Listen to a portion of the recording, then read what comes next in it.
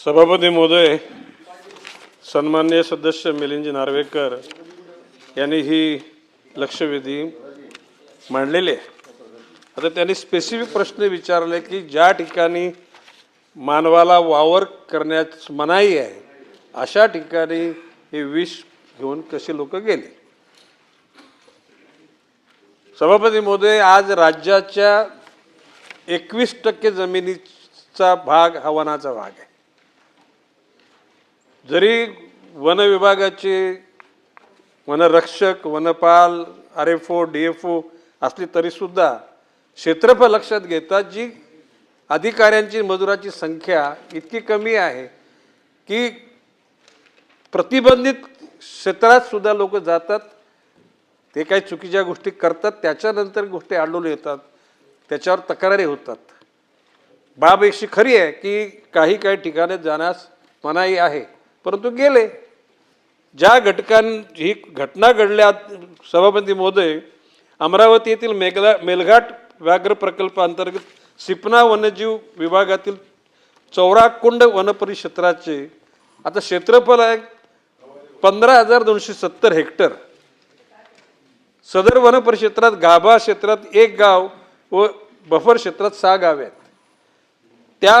त्यांनी म्हटल्याप्रमाणे ही गोष्ट खरी आहे की ते वाघ, बिबट, रानगवा, रानडुकर, भेकर, सांबर, कवळे मांजर, अस्वल इत्यादी वन्यप्राणी प्रामुख्याने आढळतात, ती गोष्ट खरी आहे।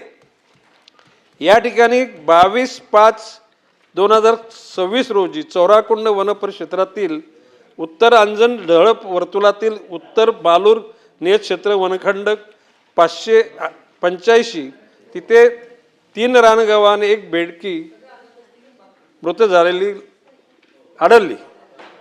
चौराकुंड वनपरिक्षेत्रात 1 रानगवा आणि उत्तर चौराकुंड वर्तुळातील उत्तर चौराकुंड नियत क्षेत्र वनखंड 586 अशा 2 घटना घडल्या 22 तारखेला हे आणि 23 तारखेला।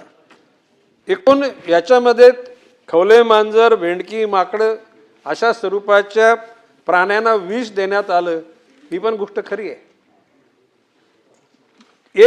22 तारखेला घटना उघडकीस आली आणि 23 तारखेला आली।